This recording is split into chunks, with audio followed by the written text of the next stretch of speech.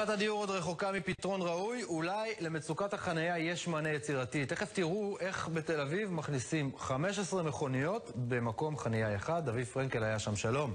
שלום שרון. אם תרצו, אין זו אגדה. ממש כך, אני נמצא כרגע מאחורי בניין תל אביבי, טיפוסי בלב העיר.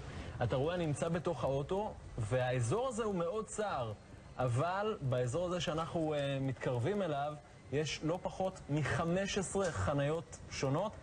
שים לב, מערכת חניה רובוטית.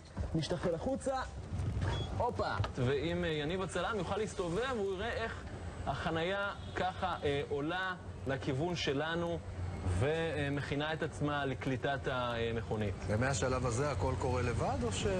עוד לא, אני צריך לנהוג את המכונית פנימה כמובן, ועכשיו אנחנו יכולים להיכנס עם האוטו פנימה. אני מקווה שהוא יישאר שלם בסוף התהליך הזה.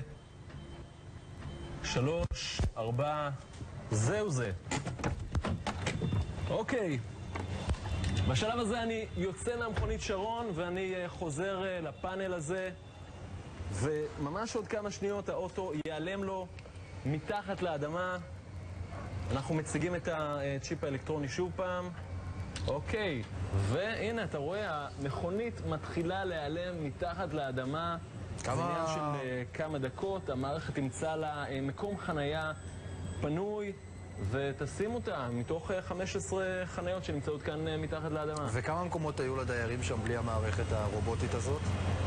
במקרה הטוב, 2 חניות בצורה טורקית. אתה יודע, מכונית אחרי מכונית חוסמות אחת את השנייה. סך הכל, החניה הספציפית הזאת, המערכת הזאת ל-15 חניות, עלתה קצת פחות מ3 מיליון שקלים. וכמה כל דייר שילם?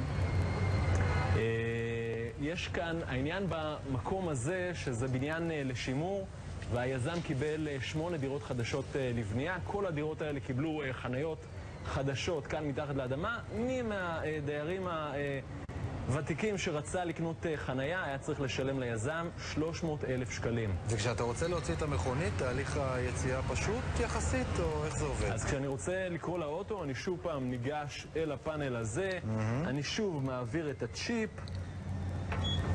אוקיי, בקשתך נבדקת ונקלטת, והמערכת הממוחשבת המאוד מסובכת הזאת מאתרת את הרכב שלי, מוציאה את המגש של האוטו מתוך המדף שעליו האוטו נח, ואז ברגע שהמערכת הזאת תהיה מוכנה, אני אצטרך שוב פעם ללחוץ על הכפתור, והאוטו יופיע מתחת לאדמה. יפה.